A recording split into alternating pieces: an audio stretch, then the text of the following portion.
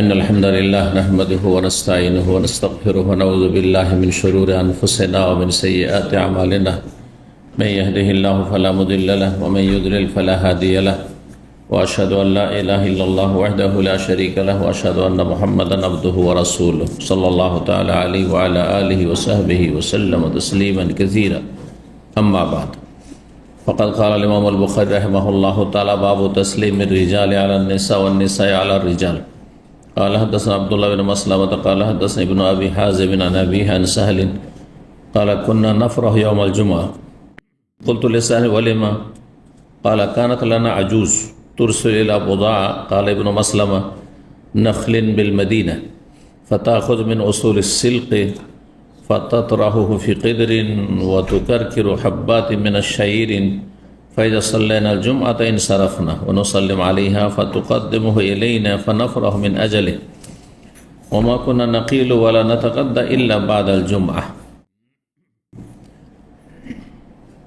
সম্মানিত ভাতৃমণ্ডলী, আল্লাহ রাব্বুল আলামিনের প্রশংসা এবং প্রিয় নবী সাল্লাল্লাহু আলাইহি সাল্লামের উপর সালাত ও সালামের পর আজ বুধবার 13 শাওয়াল 1447 হিজরি মোতাবেক 1 এপ্রিল 2026 আমাদের ধারাবাহিক আলোচনা সহিহুল বুখারীর অনুমতি চাওয়া পর্ব নম্বর 4।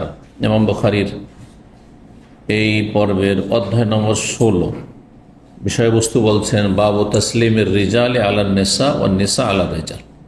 এই অধ্যায় হচ্ছে পুরুষদের মহিলাদেরকে সালাম করা আর মহিলাদের পুরুষকে সালাম করা জায়েজ না নাজায়েজ। ইমাম বুখারী রাহিমাহুল্লাহ অধ্যায়ে যেন জিজ্ঞাসা করছেন, আর জিজ্ঞাসার উত্তর কিসে আছে? অধ্যায়ে নেই, হাদিসগুলিতে আছে। অধিকাংশ সময় অধ্যায়গুলি এভাবে এসেছে, কোনো একটি মাসলা জায়েজ না নাজায়েজ, হালাল না হারাম, করা যাবে না যাবে না, ব্যাস এই ধরনের অধ্যায় ছেড়ে দিয়েছেন। অধ্যায় এর উত্তর নেই। পুরুষদের মহিলাদের সালাম দাও, মহিলাদের পুরুষকে সালাম দাও। এখানে ঝুঁকি আছে যে এটা জায়েজ না জায়েজ নয়, নাকি শর্ত সাপেক্ষ জায়েজ, কিছু শর্ত আছে, তাই না? উত্তর হাদিস আছে, উত্তর হাদিসে রয়েছে। এই ক্ষেত্রে এখানে দুটো হাদিস এসেছে। 6248 নম্বর হাদিস বর্ণনা করেছেন সাহল ইবনে সাদ রাদিয়াল্লাহু তাআলা আনহু। তিনি বলেন কুন্না নাফরাহু ইয়াউমাল জুমআহ, আমরা জুমার দিনে খুব খুশি হতাম। কুলতু লিসাহল, তখন সাহলকে আবু হাজেম বলছেন, তাবেঈ, যে বলে মা কেন খুশি হতেন, আপনাদের খুশির কারণ কি ছিল জুমার দিনে বিশেষভাবে? তখন একটি ঘটনা বর্ণনা করলেন। অভাবের যুগে, ক্ষুধার যুগে মানুষ যদি কোথাও ডাল ভাতও পায়, শুকনো রুটিও পায়, সেটা সারা জীবন মনে থাকে। হ্যাঁ, আর সুখের জীবনে কত ভালো ভালো খাবার পাচ্ছেন, আরব দেশে এসে মনে থাকে না? থাকবে না, ঠিক না? তো এইরকম একটি ঘটনা বলছেন, জুমার দিনে খুশির কারণ হচ্ছে কানাত লানা আজুস, আমাদের মাঝে একজন বৃদ্ধা মহিলা ছিলেন, মানে আনসারি বংশে, সাহল ইবনে সাদ আনসারি। তিনি করতেন কি, তুরসিলু ইলা বোদা, তিনি বোদা নামক খেজুর বাগানে পাঠাতেন কাউকে। সেখানে একটি কূপ ছিল।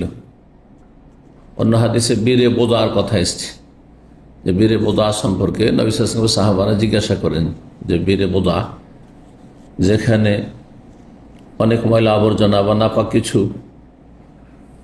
এসে পড়ে বা ফেলা হয়, ইচ্ছা করে হয়তো ফেলে না, কারণ কূপের পানিতে নাপাক জিনিস ইচ্ছা করে একজন মুসলিম ফেলবে, এটা ঠিক নয়, কিন্তু অনিচ্ছাকৃত হইতে পারে। আশেপাশে ময়লা আবর্জনা আছে, বর্ষা বৃষ্টি হলে এসে কূপের যদি ঘেরা কূপ না থাকে, কূপ দুই রকমের হয়, কুয়া দুই রকমের হয়। একটা হচ্ছে পাটওয়ালা, আমরা পাট বলি, জানি না কি বলো, ঘেরা থাকে, হ্যাঁ ঠিক না, পাট বুঝেন তাহলে ঠিক, প্রাচীর দেওয়া, যেটা বেশি ভালো, নিরাপদ। হ্যাঁ, আর আরেকটি বিনা পাটে থাকে, সরজমিন। সরজমিন যদি কূপ থাকে আর বর্ষা বৃষ্টি হয় তো আশেপাশে যত ময়লা আবর্জনা পড়ছে সব এসে বয়ে আসে, সে কূপে জমা হয়ে যাবে। তো এরকম কূপের পানির মশলা জিজ্ঞাসা করেছে, সেখানে হাদিসে বীরে বোজা বলে খুব মশহুর প্রসিদ্ধ হাদিস, সেই জন্য এ কথাই বললাম। তাহলে বোজা একটি খেজুর বাগান। ইমাম ইবনে মাসলামা ইমাম বুখারী ওস্তাদ কালা হাদাসানা আব্দুল্লাহ বিন মাসলামা, আব্দুল্লাহ বিন মাসলামা বলছেন নাখলিন বিল মদিনা, এই বোজায় মদিনার একটি খেজুর বাগান ছিল, বা ওই এলাকার নাম বোজা ছিল যেখানে খেজুর বাগান ছিল, অথবা খেজুর বাগানটির নামই ছিল।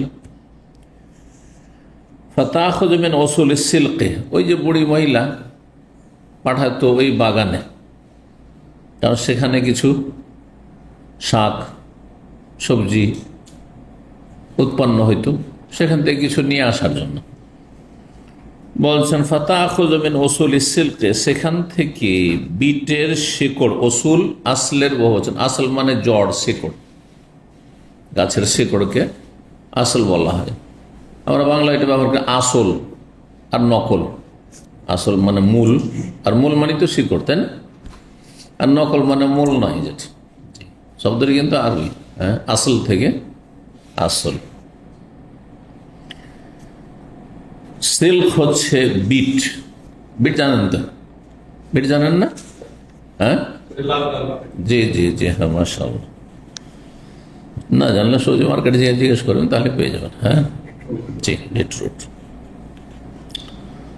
তো এই বিটের শিকড় সেখান থেকে নিতেন, মানে সংগ্রহ করতেন কারো মাধ্যমে।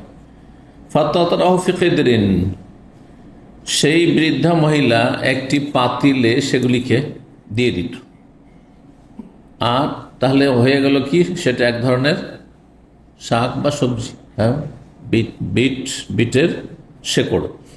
আর ওতে কয়েকটি জবের দানা দিয়ে দিতেন, মিশিয়ে দিতেন, জবের দানা।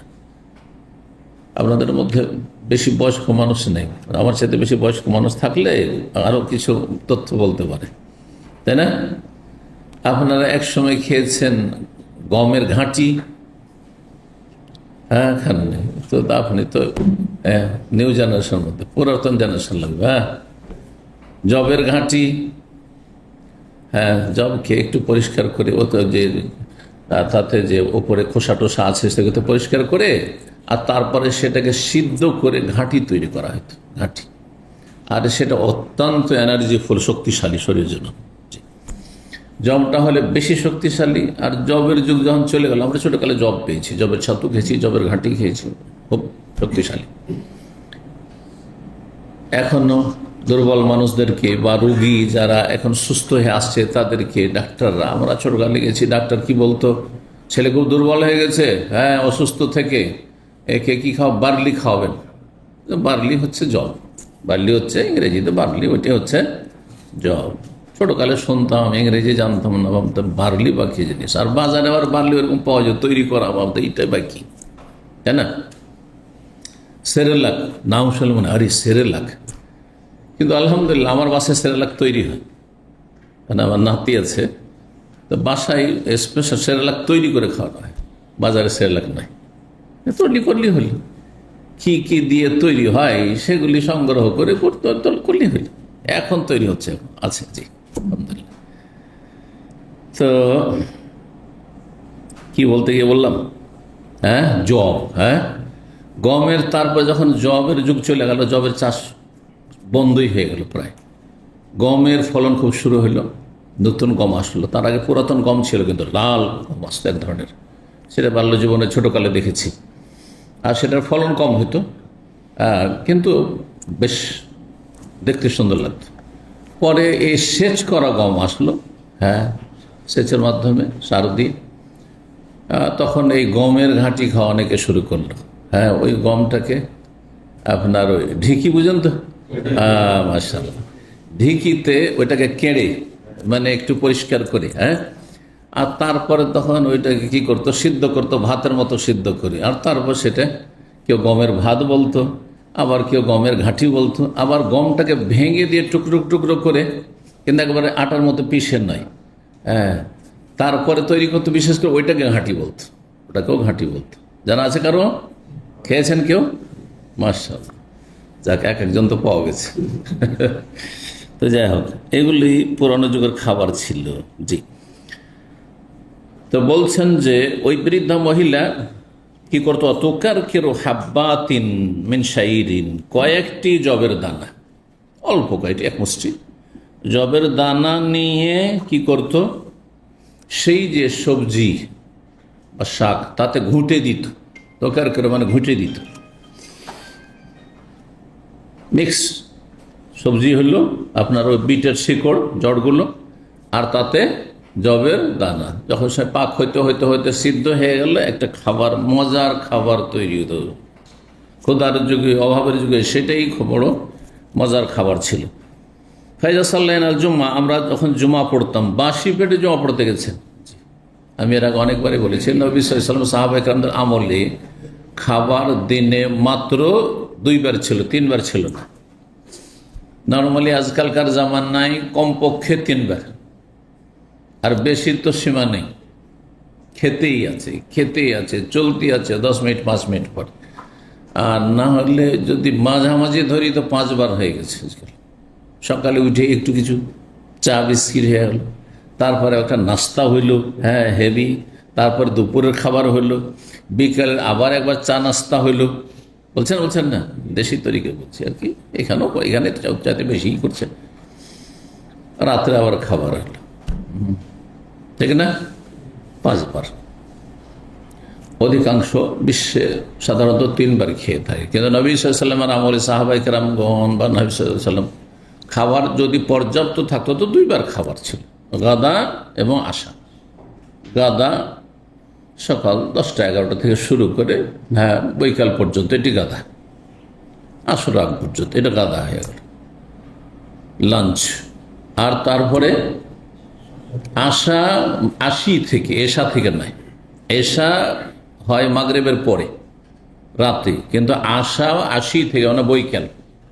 তাহলে 5টা-6টা মাগরিবের একটু আগে খেলে ওইটাও রাতের খাবার, আর আবার মাগরিব পরে খেলেও রাতের খাবার, এশা পরে খেলেও সেটা হচ্ছে আশা। এই দুটোই খাবার ছিল।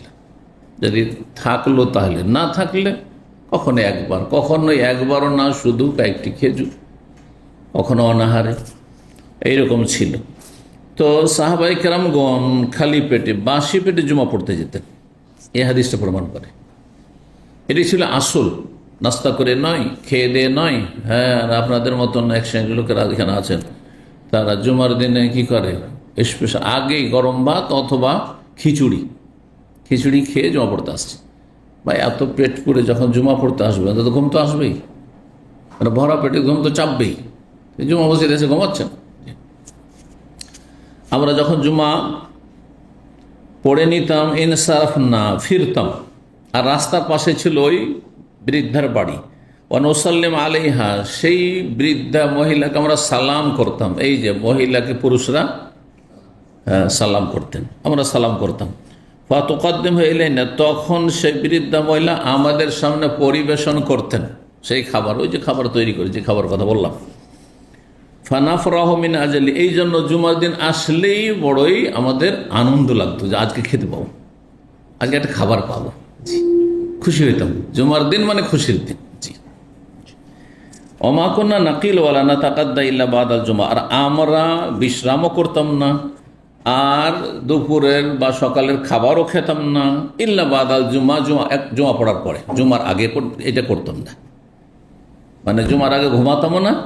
হ্যাঁ, দিনের ঘুমকে কাইলুলা বলা হয়, ওমা কুন্না নাকিলু, কালা ইয়াকিলু যখন বলবেন তার মানে দিনের ঘুম, আর কালা ইয়াকুল মানে কথা বলা, কুল হু আল্লাহু আহাদ, কুল আউযু বিরাব্বিল ফালাক। হ্যাঁ, কালা ইয়াকুলু মানে কথা বলা, আর কালা ইয়াকিলু মানে কাইলুলাতান, হ্যাঁ মানে দিনের ঘুম। দিনের ঘুম কখন? সাধারণত প্রাচীন যুগ থেকে চলে আসছে, যেটা স্বাস্থ্যের জন্য ভালো, যে দিনের মাঝখানে কিছু কাজকর্ম করে মেহনত করার পরে যদি বিশ্রাম করেন তাহলে বৈকালবেলা কাজ করতে সেটা সহযোগী হবে। কিন্তু সকালবেলা যতই লম্বা টানে ঘুম দেন, তারপরে জোহর পর কাজ যদি শুরু করেন, আসর পর ক্লান্ত হয়ে যাবে। তা আজকালকার যে ঘুম, ফজর পরে ঘুমিয়ে যাওয়া, এটা কোনো কাজের না। নাজায়েজ না বললাম না? নাজায়েজ নাজায়েজ নয়, কারণ একটা জাল হাদিস আছে। ওই জাল হাদিসের ভিত্তিতে আমাদের দেশে জাল হাদিসে ছড়াছড়ি না। আর জাল হাদিসের ধর্মে বিশ্বাসী অধিকাংশ লোকেরা সেজন্য বলে যে সকালে ঘুমালে মানুষ দরিদ্র হয়ে যায়। হ্যাঁ, সকালে ঘুমালে কি হয়ে যায়? গরিব হয়ে যায়, অভাবী হয়ে যায়। শুনেছেন না শোনেননি? জি হ্যাঁ, জাল হাদিসটি আল্লামা আলবানী রাহিমাহুল্লাহ নিয়ে এসছেন। তার আগে অনেক মুহাদ্দিসরাই, প্রায় মুহাদ্দিস সবাই জাল বলেছেন, মৌজু, মিথ্যা কথা। নওমত সুবহে তুরেসুল ফাকরা, ভোরের ঘুম তুরেসুল ফাকরা, দারিদ্রের কারণ। শাব্দিক অর্থ বুঝছেন না? আমাদের দেশে আঞ্চলিক ভাষায় ছোটকাল থেকে শুনতাম, কারণ সকালে ঘুমের তো অভ্যাস দেশে ছিল না। তো এই তো আরব দেশেই সে রোগ ধরেছে, তাই না? আগের যুগের মানুষরা সকালে কেউ ঘুমাইতো না, দেশও ঘুমাইতো না। একমাত্র যারা বড় বড় শহরে বাস করে তারা রাত্রে টিভির সামনে বসে থাকে। যখনকার যুগে মোবাইল ছিল না, এইসব ছিল না, টেলিফোন ছিল না, তখনকার যুগও হয়তো কিছু রাত জাগতো। কিন্তু গ্রামের লোক দুনিয়া অন্ধকার হইলে মাগরিব পর খাওয়া দাওয়া করলে এসা পড়েও শুয়ে গেল, কোনো কাজ নেই। ফজর আগে এমনিতে ঘুম ভেঙে যাবে, হয়তো না হয়তো না, তারপরে ভোরে ঘুমাইতে হবে, কোনো প্রয়োজন ছিল না। কিন্তু আরব দেশে ঘুমাচ্ছেনই রাত 12টায়, যদিও সন্ধ্যা 5টায় ডিউটি শেষ হচ্ছে, যদিও রাত 9:30 শেষ হচ্ছে, তারপরে গিয়ে 12টায় ঘুমাবেন আপনি কমপক্ষে। তাহলে আপনার ঘুম তো অসম্পূর্ণ। তাহলে ফজর পর ঘুমাবেন, তাই না? এই জন্য আঞ্চলিক ভাষায় একটি প্রবাদ ছিল, ঠিক ওই জাল হাদিসের তর্জমা। ভোরের নিদ, ফকিরের চিন। কে তর্জমা করবে? ভোরের নিদ মানে নিদ্রা, ঘুম, আর ফকিরের চিন মানে চিহ্ন। এবার বুঝতে পেরেছেন? জি হ্যাঁ, ফকিরের চিহ্ন। নওমত সুবহে তুরেসুল ফাকরা, জাল হাদিস। বাংলায় হলো জাল হাদিস, আর আরবিতে হলো জাল হাদিস, মিথ্যা কথা। এতে অভাব আসে না। তবে যারা কাজ তলাশ করবেন দৈনিক, তাদের জন্য সকালবেলাটাই হচ্ছে আসল। কারণ সকালবেলা যাদের শ্রমিকের প্রয়োজন, তারা শ্রমিক তলাশ করবে। 10টার সময় কে তলাশ করবে? তাহলে ভোরে ভোরে আপনাকে থাকতে হবে কিনা বাইরে, ঘরের বাইরে? যাদের চাকরি আছে, সকাল 9টায় 10টায় ডিউটি আছে, সেজন্য সকালে ঘুমিয়ে টুমিয়ে আসছেন, সেটা ভিন্ন। ঘুম সম্পূর্ণ আছে, পুরা করে আসছেন। তো একদিক থেকে এটা ঠিক, আর একদিক থেকে ঠিক যে সকালের ঘুম পছন্দনীয় না, বরকত কমে আসে। সেটা হচ্ছে নবী সাল্লাল্লাহু আলাইহি ওয়াসাল্লাম বলছেন, বুরে কালে উম্মতি ফি বকুরিহা, আমার উম্মতের সকালবেলায় বরকত দেওয়া হয়েছে। কাজকর্মে বরকত, মন মেজাজে বরকত, শরীর স্বাস্থ্যে বরকত। সকালবেলার আবহাওয়া, ফ্রেশ আবহাওয়া, সকালবেলা বাইরে যদি ঘোরাফেরা করেন তো সুস্থ থাকবেন। সকালবেলা কাজ, ঠান্ডার সময় অল্প মেহনতেই সহজে কাজগুলি করে নিতে পারবেন। কিন্তু রোদ হলে গাফিলতি চলে আসবে, অলসতা চলে আসবে, তারপরে কাজ করতে কষ্ট লাগবে। সকাল সকাল অফিসে চলে যান, অফিসে মেলা কাজ আছে, সকালে সেরে চলে আসবেন। কিন্তু যখনই 10টা হবে, উফ, রোদ হয়ে গেল, থাক আজকে, কালকে যাব। হয় না? হয় না? জি, বাস্তবতা এগুলো। তো যাই হোক, সকালবেলা ঘুমানো জায়েজ, কিন্তু পছন্দনীয় না। সহি মাসলা, ঠিক আছে? মাগরিব পরে ঘুমানো অপছন্দনীয়, মাকরুহ, হারাম নয় কিন্তু মাকরুহ। কিন্তু যে ব্যক্তি ঘুমাবে আর তাকে জাগাবার কেউ নাই, ক্লান্ত অবস্থায় জাগাবার যদি কাউকে নিযুক্ত করে, বলে দেয় যে আমি এসা হইলে উঠিয়ে দিও, আমাকে জাগিয়ে দিও, তাহলে অপছন্দনীয় হলো জায়েজ। কিন্তু যেই ব্যক্তি মাগরিব পর ঘুমিয়ে গিয়ে এশা ছুটে গেল, রাত্রে 2টা-3টার সময় ঘুম ভাঙছে, তার জন্য মাগরিব পর ঘুম না জায়েজ, হারাম, জায়েজ নয়, নামাজ কাজা হওয়ার কারণ। আসর পরে ঘুমানো জায়েজ, কোনো অসুবিধা নেই। অনেকেই এইসব দেশি কথা বর্ণনা করে যে আসর পর ঘুমানো ঠিক নয়, ফজর পর ঘুমানো ঠিক নয়, এগুলো ভুল কথা। তো এগুলো উত্তম সময় নয়। তো উত্তম সময় ঘুমের হচ্ছে এশা থেকে নিয়ে ফজর, আর জোহর আসরের মাঝখানে, যেটা হচ্ছে কাইলুলা, দিনের বিশ্রাম। জোহর পরে যদি যারা 2 বেলা ডিউটি করছেন, আধা ঘন্টাও যদি একটু শরীরটা লম্বা করতে পারে, চোখটাও যদি বন্ধ করতে পারে, ঘুম নাও আসে, তবু অনেকটা বিশ্রাম হয়ে যাবে আপনার। আসর পরে তখন আপনার কাজকর্ম করতে তখন ভালো লাগবে, না হলে ঝিমাবেন। তো বলছে অমাকোনা নাকিলো, আমরা দুপুরের বিশ্রাম করতাম না, ঘুমাতাম না, ওয়ালা নাতাকাদ্দা, আর খাবারও খেতাম না, ইল্লা বাদাল জুম্মা, তবে জুমার পরে, জুম্মা পড়ে তারপরে খাওয়া দাওয়া, তারপরে ঘুম। জুম্মার আগেও ঘুমাইতাম না সকালবেলা, আর জুমার আগে কোনো কিছু খাওয়া দাওয়া আমরা করতাম না। এটি ছিল সাহাবায়ে কেরামদের সুন্নাত। 6249 নম্বর হাদিস। এই হাদিস থেকে অনেক ওলামারা, যারা হাম্বেলি ওলামা, যারা সৌদি আরবের ওলামারা, যারা হাম্বেলি মজহাবের অনুসারী, তারা বলছেন যে জুম্মার জন্য জোহরের ওয়াক্ত হওয়া শর্ত না, জুম্মা তার আগেই জায়েজ আছে, জুম্মা তার আগে জায়েজ। বেশ কিছু দলিল, তার মধ্যে এটি একটি দলিল। এই জন্য দেখেন অনেক মসজিদে জাওয়াল, ঘড়িতে যখন জাওয়াল হচ্ছে, দুপুরে মাথার ওপর থেকে সূর্য গড়ছে, তার আগেই কিন্তু অনেক খুতবা তো শেষ, অনেক সময় নামাজও শেষ, অনেক সময় নামাজ চলছে।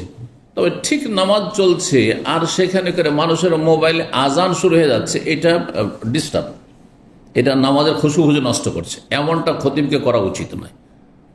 আপনার মজহাবে, হাম্বেলি মজহাবে বেশ কিছু দলিলের ভিত্তিতে, এমনি নয় যে ভুল ফতোয়া, জায়েজ যখন রয়েছে আপনার জুমা, তো হয় আপনি জাওয়ালের আগেই নামাজটা শেষ করে নেন।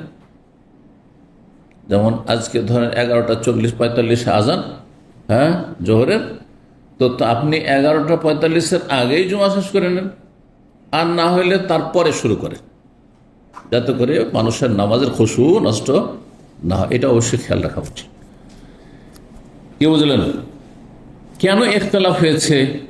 যারা বলছেন না জাওয়ালের আগে, মাথার উপর থেকে সূর্য গড়ার আগে জুমা পড়া জায়েজ নয়, তারা বলছে যে জুমা হচ্ছে জোহরের মতো, জোহরের বিকল্প।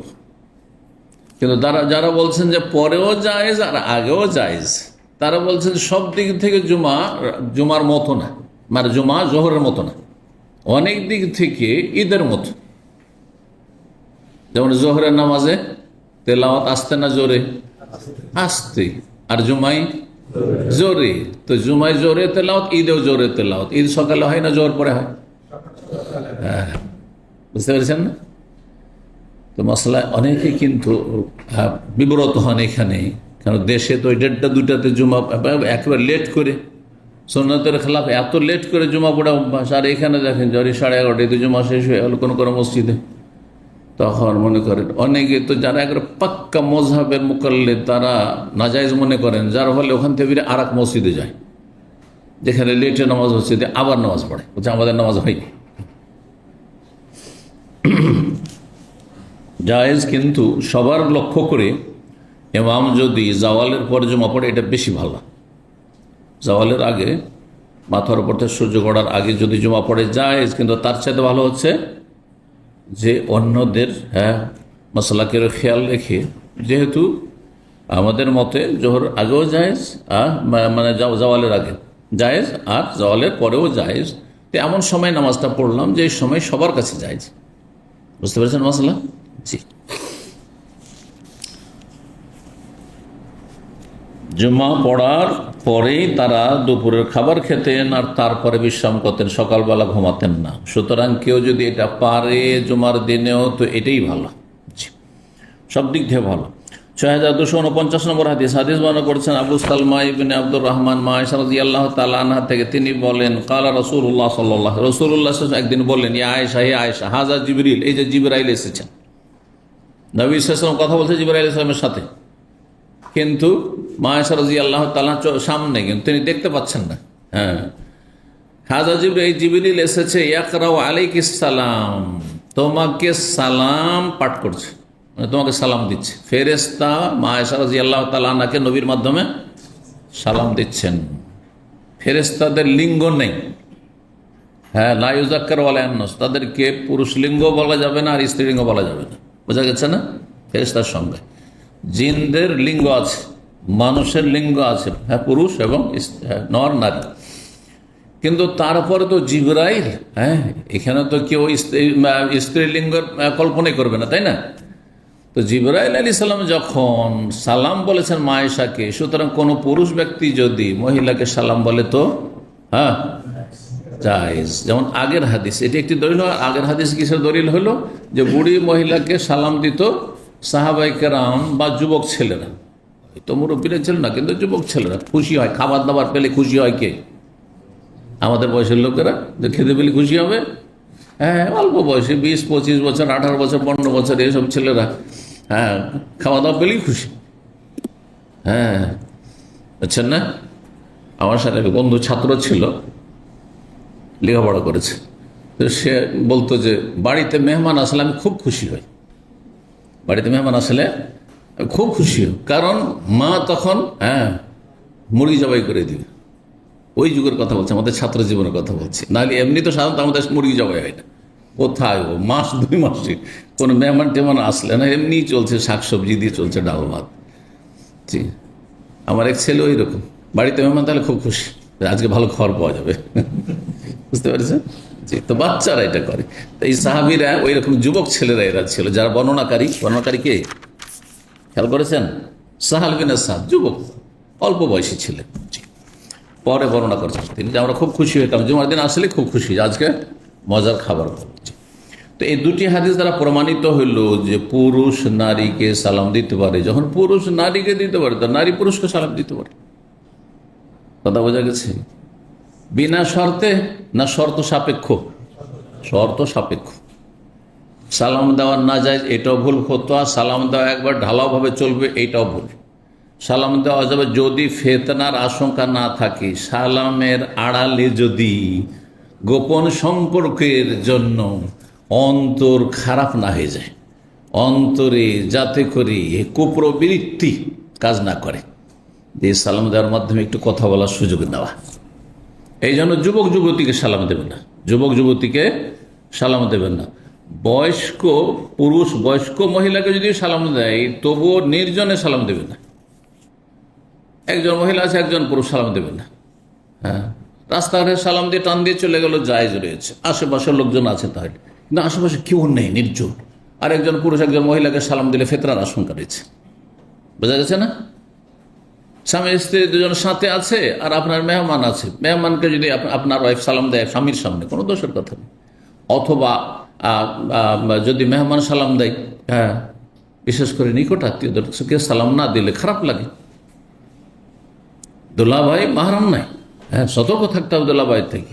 এইরকমের দেবর ভাসুর এরা মাহরাম নয়, কিন্তু তাদেরকে সালাম না দিলে আমাদের সমাজে সম্পর্ক খারাপ হয়ে যাবে, তাই না? সালাম, এই ক্ষেত্রে সালাম দেওয়ার গুরুত্ব রয়েছে, অবশ্যই সালাম দেবে, কিন্তু নির্জনে নয়, নির্জনে নয়। 17 নম্বর অধ্যায়, বাবনী অধ্যায় হচ্ছে যা কাল মানজা, কেউ যদি বলে দরজায় গিয়েছেন অনুমতি নেওয়ার জন্য, আর তারপরে অনুমতি যখন চেয়েছেন তখন বাড়িওয়ালা জিজ্ঞেস করছে কে? মানজা, ইনি কে বা আপনি কে? মানজা মানে মানজা লেখা, বা মানহাজা, এখান থেকে এসছে। মানহাজা আরব দেশে কি বলে? মানকে মিন করে দেয়। মিন মানে মিন হাজা, মিন আন্ত, যে আপনি কি? কালা আনা, উত্তরে যদি বলে আমি বলছি, চলবে না। আপনার এ আনা বলা যথেষ্ট নয়, আপনাকে পরিচয় দিতে হবে নামসহ। 6250 নম্বর হাদিস, হাদিস বলছে জাবের রাদিয়াল্লাহু তাআলা, তিনি বলেন আতাইতুন নবী, আমি নবীর কাছে আসলাম ফি দাইনিন, একটি ঋণের ব্যাপারে। তার বাবার ওহুদে শহীদ হয়েছিলেন, আর অনেক ঋণের বোঝা ছিল। তো ঋণের বোঝা, ঋণগ্রস্ত যেহেতু, বাবা ছিলেন, দুনিয়া থেকে চলে গেছেন, ছেলেকে ঋণ পরিশোধ করতে হবে। আর লোকেরা যারা পাওনাদার তারাও খুব চাপ সৃষ্টি করছে, জাবেরকে বলছে কখন দিতে পারবে, কখন দেবে, অনেক টাকা পয়সা এই সেই আছে। এই জন্য নবীর কাছে মাঝে মাঝে পরামর্শ নেওয়ার জন্য আসতেন, ইয়া রাসূলুল্লাহ, লোকেরা খুব চাপ সৃষ্টি করছে। কানা আলা আবি, যেই ঋণ আমার আব্বার ওপর ছিল।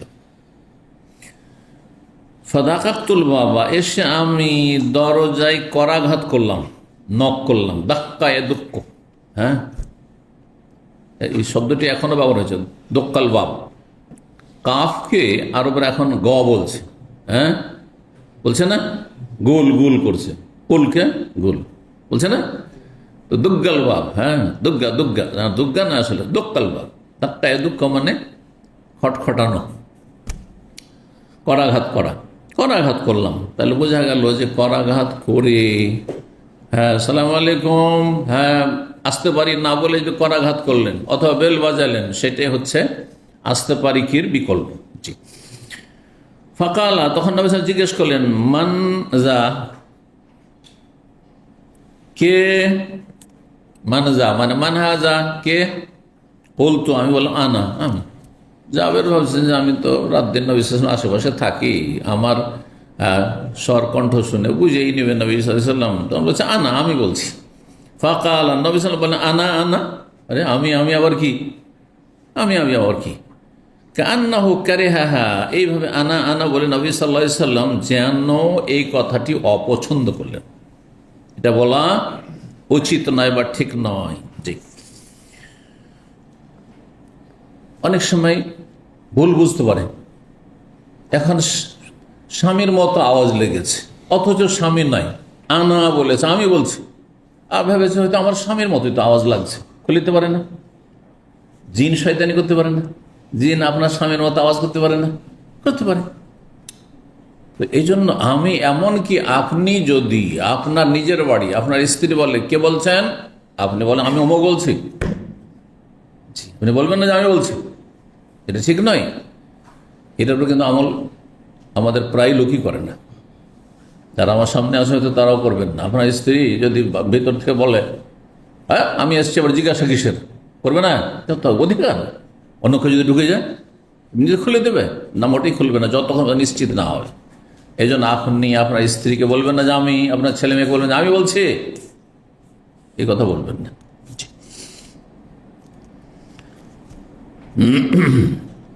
18 নম্বর অধ্যায় বলছে বাবু মান রাদ্দা ফাকাল আলাইকাস সালাম। এই অধ্যায় হচ্ছে কেউ যদি সালামের জবাবে ও আলাইকুম আসসালাম বহু বচন না বলে, আলাইকাস সালাম এক বচন বলে, তো জায়েজ কিনা? জায়েজ, জায়েজ। আলাইকুম আসসালাম বললে ভালো, কিন্তু যদি একজন সালাম দিয়েছে আপনাকে বা একজনকে সালাম দিচ্ছেন আসসালামু আলাইকুম না বলে আসসালামু আলাইকা যদি বলেন তো জায়েজ। ওয়ালাইকুম আসসালাম, যাকে সালামের জবাব দিচ্ছেন সে একজনই আছে, একাধিক নেই, আর ওয়ালাইকাস সালাম বললেও জায়েজ। কিন্তু ওয়ালাইকুম আসসালাম, আসসালামু আলাইকুম হচ্ছে প্রসিদ্ধ হাদিস, বহু বচন বলা ভালো। কারণ আমাদের সাথে ফেরেশতা আছে, আমাদের সাথে প্রত্যেকের সাথে মালায়েকা ফেরেশতা আছে, সুতরাং বহু বচন বলি ভালো। ওয়াকালাত আয়েশা, মা আয়েশা রাদিয়াল্লাহু তাআলা বলেন, যখন নবী সাল্লাল্লাহু আলাইহি ওয়াসাল্লাম বললেন যে তোমাকে হে আয়েশা জিবরাইল সালাম বলছে, তখন তিনি কি বলেছিলেন? ওয়া আলাইহিস সালাম ওয়া রাহমাতুল্লাহ ওয়া বারাকাতুহু। ওয়া আলাইহি এক বচন বলেছিলেন, তাকেও সালাম হোক, জিবরাইলকে ওয়া আলাইহিম বলেননি। আচ্ছা, যখন কারো মাধ্যমে আপনার কাছে সালাম আসবে তখন কি বলবেন? ওয়া আলাইহিস সালাম বলাই যথেষ্ট। যে বহন করে নিয়ে আসলো তাকে বলার কোনো প্রয়োজন নেই, কারণ সে তো সালাম দিচ্ছে না, সে সালামটা পৌঁছাচ্ছে। তাকে না বলে যদি বলেন ওয়া আলাইহিস সালাম, যার পক্ষ থেকে আপনি দিলেন তাকে সালাম হোক, তাকে সালাম হোক, যথেষ্ট। এটি যেমন এই হাদিসে জিবরাইল আলাইহিস সালামকে মা আয়েশা কথা বলেননি হ্যাঁ এভাবে যে ওয়া আলাইকা ওয়া আলাইহিস সালাম, হে নবী আপনাকেও, যেহেতু আপনি সালামটা আমাকে পৌঁছালেন জিবরাইলের, সেজন্য আপনাকে বলেছেন, ওয়া আলাইকা ওয়া আলাইহিস বলেননি। তাহলে ওয়া আলাইহিস সালাম বলেই যথেষ্ট। কিন্তু আর একটি হাদিস বা আরেক ধরনের হাদিস রয়েছে যেখানে যিনি আপনার সালামটা নিয়ে এসে পৌঁছালেন তাকেও সালাম বললেন, আর যার পক্ষ থেকে তাকেও সালাম। সেই জন্য ওয়া আলাইকা ওয়া আলাইহিস সালাম বললে ভালো, ওয়া আলাইকা ওয়া আলাইহিস সালাম বললে ভালো, যে আপনাকেও সালাম, আর যার পক্ষ থেকে আপনি সালাম আমাকে পৌঁছালেন তাকেও সালাম। জি। ওয়াকাল নবী সাল্লাল্লাহু আলাইহি ওয়াসাল্লাম, নবী সাল্লাল্লাহু আলাইহি ওয়াসাল্লাম বলেন রাদ্দাল মালায়েকাতু আলা আদম। আদম আলাইহিস সালাম যখন ফেরেশতাদের মজলিসে গেলেন প্রথম সৃষ্টির পরে আর সালাম বললেন, তখন ফেরেশতারা কি বলেছিলেন? বহু বচন বলেননি, কি বলেছিলেন? ওয়া আলাইকা আসসালামু আলাইকা বলেছিলেন। ওয়া আলাইকা আসসালাম না বলে আসসালামু আলাইকা ওয়া রাহমাতুল্লাহ। সালামের জবাবে উত্তম হচ্ছে, সালামের জবাবে কি বলবেন? ওয়া আলাইকা আসসালাম ওয়া রাহমাতুল্লাহি ওয়া বারাকাতুহু বা ওয়া আলাইকুম আসসালাম ওয়া রাহমাতুল্লাহ। কিন্তু সালামের জবাবেও যদি আসসালামু আলাইকুম বলে তো জায়েজ। এই হাদিসটা প্রমাণ করে সালামের ক্ষেত্রে বিভিন্ন পদ্ধতি জায়েজ রয়েছে। দেখেন আদম আলাইহিস সালাম কিন্তু আদম আলাইহিস সালামকে ফেরেশতারা আসসালামু আলাইকা ওয়া রাহমাতুল্লাহ বলেছেন, জবাবে ওয়া আলাইকা আসসালাম বলেননি, বুঝলেন না? সুতরাং জায়েজ রয়েছে। অনেকে বলে যে আরবরা বুঝতে পারে না, সেই জন্য বলে। আরবদেরকে সালাম দিলে হ্যাঁ সালাম আলাইকুম বা আসসালাম আলাইকুম, তখন কি বলে? আসসালাম, এরকম মনে হয়, তাই না? না, এরকম বলে না, আসসালাম বলে না, আস্তে করে ওয়ালাইকুম সালামটা বলে, সালাম এরকম। হ্যাঁ, আমরা জানি, তাদের সাথে যেহেতু দীর্ঘদিন থেকেছি, লেখাপড়া করেছি, সাথে থেকেছি, তো আস্তে করে ওয়ালাইকুম সালাম, জি এরকম করে। তো আলেকারা শুনতে পায় না আর সালামটা একটু জোরে, তখন মনে করে যে সালামের জবাবেরা দিতে জানেন না, অথবা ঠিক করে দেয় না, কি বলে? আসসালাম, শুধু আসসালাম না, আসসালাম না, ওয়ালাইকুম আসসালাম, এইভাবে। আর কেউ যদি এরকম বলে, যেমন অনেক জাহেল আছে, আপনি আসসালামু আলাইকুম, হালা হালা হালা, বেদাতি, বেদাত কাজ করলো, এটি সালাম হইল না, বুঝছেন না? আমি বললো বেদাত, কেউ বলুক বেদাত, আপনাকে সালাম দিয়েছে, সালামের জবাব দেন, আপনি হালা হালা কিসের? হেয়া কাল্লা, কেন হেয়া কাল্লা কেন বলবেন আপনি? নবী সাল্লাল্লাহু আলাইহি ওয়াসাল্লাম যা শিখিয়েছে তা বলেন। 6251 নম্বর হাদিস বর্ণনা করেছেন আবু হুরায়রা রাদিয়াল্লাহু তাআলা আনহু, তিনি আন্না রাজুলান দাখাল মসজিদ, জনৈক ব্যক্তি মসজিদে প্রবেশ করলো, রাসূলুল্লাহ সাল্লাল্লাহু আলাইহি ওয়াসাল্লাম জালিসুন মিন নাহিয়াতিল মসজিদ, সেই সময় রাসূলুল্লাহ সাল্লাল্লাহু আলাইহি ওয়াসাল্লাম মসজিদের এক কিনারে বসেছিলেন। ফাসাল্লা, জামাত হয়ে গেছে, লোকটি এসে সালাত পড়লো। সুম্মা যা, তারপর আসলো, ফাসাল্লাম আলাইহি, নবী সাল্লাল্লাহু আলাইহি ওয়াসাল্লামকে সালাম বলল। ফাকাল লাহু রাসূলুল্লাহ, রাসূল বললেন, ওয়া আলাইকাস সালাম, তোমাকেও সালাম হোক, এক বচন, ওয়া আলাইকুমুস সালাম বলেন। আর কেউ এর যে ফিরে যাও, ফাসাল্লে, আবার নামাজ পড়ো, ফাইন্না কালাম, তুমি নামাজ পড়োইনি, অথচ সে নামাজ পড়ে এসছে। তার মানে তোমার এই তাড়াহুড়ার নামাজ পড়া না পড়া সমান হবে না। এই যে আমাদের দেশের এক্সপ্রেস তারাবি হানাফি মসজিদগুলোতে আহলে হাদিসের এত তাড়াতাড়ি পড়ে না, এই জন্য বল হানাফি মসজিদ, রাগ করবেন না। আমি আমার বয়স যখন 12 বছর মনে পড়ছে, প্রথম হানাফি মসজিদে তারাবি পড়েছি, 20 রাকাত। খালার বাড়ি গেছি, যে গ্রামে আমার খালা, শ্বশুর বাড়ি, আমার খালা আমার আম্মার চেয়ে বড়, রাহিমাহুল্লাহ, দুনিয়া সবাই চলে গেছে। তো সেখানে রমজান মাসে গিয়েছি তারাবি তাদের পিছনে, বয়স আমার 12 বছর, অ্যাক্টিভ। তখন তো মানুষ লাফায়, বাচ্চারা এ বয়সে শুধু লাফায়, তাই না? আর সে বুড়ো ইমাম যে পড়াচ্ছে আমার খালুর ভাই, হ্যাঁ আল্লাহ মাফ করুক, হ্যাঁ তার বয়স তখনকার যুগে 70-75 সেই সময়। আর সে নামাজ পড়াচ্ছে, তো এমনভাবে নামাজ পড়ছে তার সাথে আমি রুকু সিজদা করতে পারিনি, কারণ জীবনে এরকম অভ্যাস নাই। দাঁড়াই তো রুকুতে চলে যায়, হ্যাঁ আর কি যে পড়েছে সূরা ফাতিহা আর কিচ্ছু বুঝলাম না, তারপর রুকুতে যেমনই গেলাম দাঁড়িয়ে গেল, দাঁড়ায়ও না, পুরো একটু উঠে আবার সেজদায় যেতে যেতে উঠে বসে গেছে, আবার যখন আমি সেজদায় পড়েছি তো আর এক সেজদায় চলে গেছে, মহা বিপদ। আল্লাহ, তখনকার যুগে আমি নিশ্চিত যে 20 মিনিটে 20 রাকাত তারাবি পড়েছে, 20 মিনিটে 20 রাকাত তারাবি পড়েছে। এই নামাজ কখনো হবে না, এই নামাজ হবে না। যাতে কোন সূরা পড়া হচ্ছে, কোন শব্দগুলি উচ্চারণ হচ্ছে বোঝা যাচ্ছে না, এই রকম নামাজ হবে না, বাতিল নামাজ। এবং এই নামাজের ইক্তেদা করাও জায়েজ না, এই জামাতে শরীক হওয়া জায়েজ না। আপনি বাড়িতে এসে তারাবি পড়বেন আল্লাহর রাস্তে, কেউ যদি এরকম বেদাতি এলাকায় বসবাস করেন তাহলে এরকম নামাজ পড়বেন না। কমপক্ষে 4 রাকাত সালাত পড়তে, না 2 রাকাত সালাত পড়তে কমপক্ষে 4 থেকে 5 মিনিট যদি সময় না লাগে তো নামাজ হবে না।